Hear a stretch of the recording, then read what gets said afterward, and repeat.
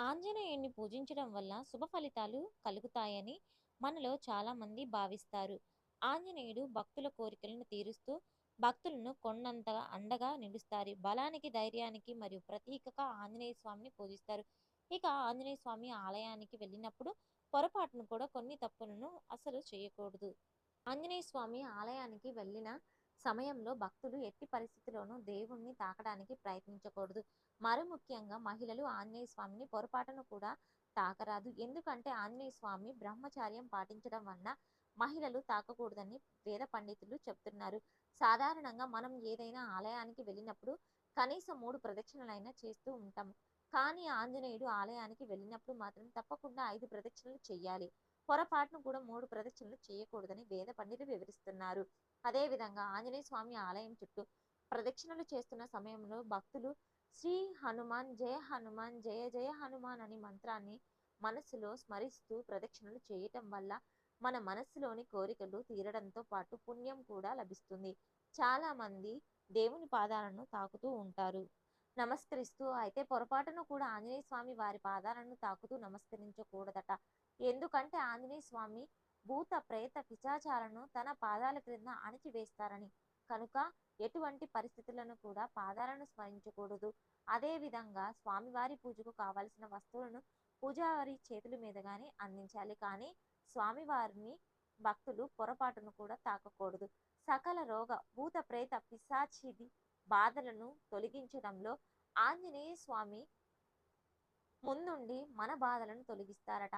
కనుకే ఎటువంటి కష్టాలున్నా ఆంజనేయ స్వామి చుట్టూ ప్రదక్షిణ చేయటం వల్ల బాధల నుంచి విముక్తి పొందవచ్చు.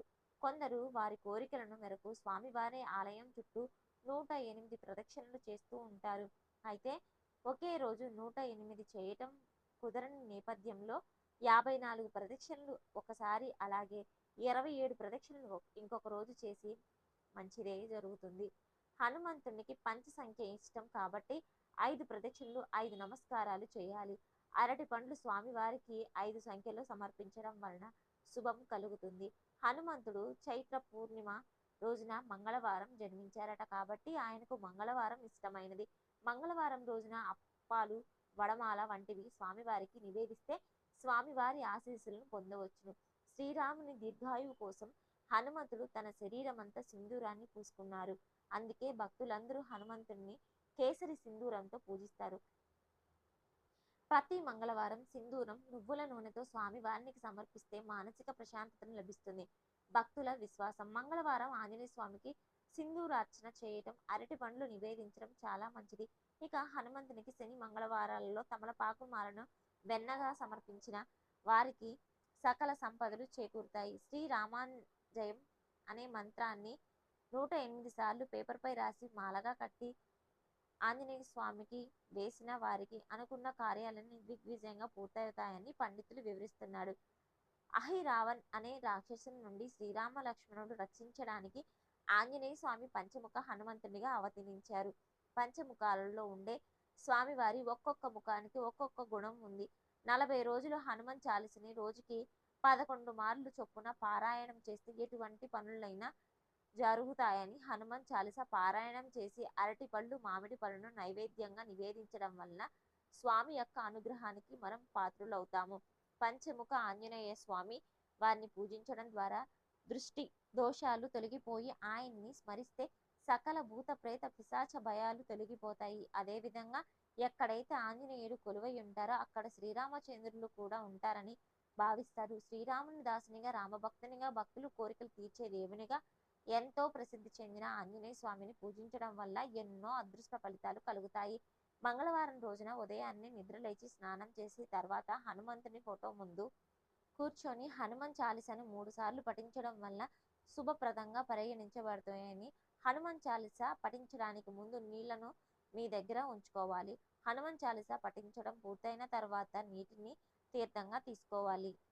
ఆంజనేయ స్వామికి ఆకు పూజ చేయటం వలన సర్వత్ర జయం కలుగుతుంది. హనుమంతుణ్ణి ప్రసన్నం చేసుకోవడానికి మంగళవారం ఉపవాసం ఉండండి. పేదలకు ఆహారం దానం చేయటం వల్ల ఇలా చేయటం వల్ల మీ ఇంట్లో డబ్బు, ఆహారానికి ఎప్పటికి కూడా కొరత ఉండదు.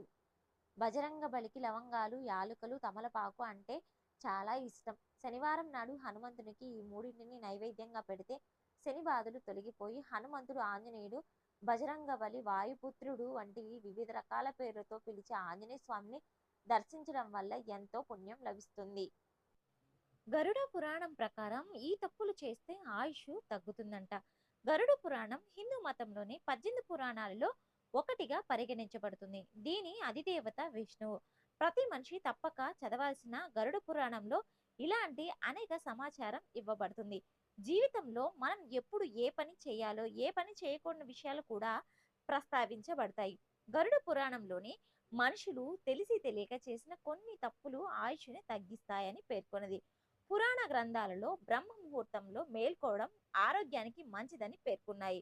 ఉదయం వీచే గాలి స్వచ్ఛమైనది, అనేక వ్యాధుల నుంచి రక్షిస్తుంది. రాత్రిపూట పెరుగు లేదా పెరుగుతో చేసిన వస్తువులను ఎప్పుడూ కూడా తినకూడదట. రాత్రిపూట పెరుగు తినడం వల్ల అనేక వ్యాధులు వస్తాయి. ఇది మనిషి జీవిత కాలంపై తీవ్ర ప్రభావాన్ని చూపుతుంది. దక్షిణం లేదా పడమర దిశ వంటి తప్పు దిశలో తలపెట్టి నిద్రించడం వ్యక్తి ఆయుష్ తగ్గిస్తుందని గరుడ పురాణంలో చెప్పబడి ఉన్నది. గరుడ పురాణం ప్రకారం మరణించిన వ్యక్తి మృతదేహాన్ని శ్మశాన వాటికలో దహనం చేసేటప్పుడు వెలువడే పొగకు దూరంగా ఉండాలి. ఎందుకంటే మృతదేహం కాలే సమయంలో పొగతో పాటు విషపూరితమైన అంశాలు వాతావరణంలోకి వ్యాపిస్తాయి. ఈ విషపూరిత మూలకాలలో అనేక రకాల వైరస్, బ్యాక్టీరియా ఉంటాయి. స్త్రీలు, పిల్లలు, మానవత్వం పట్ల తప్పుడు ఆలోచనలో ఉన్నవారు తమ ఆయుష్ను తామే తగ్గించుకుంటారు.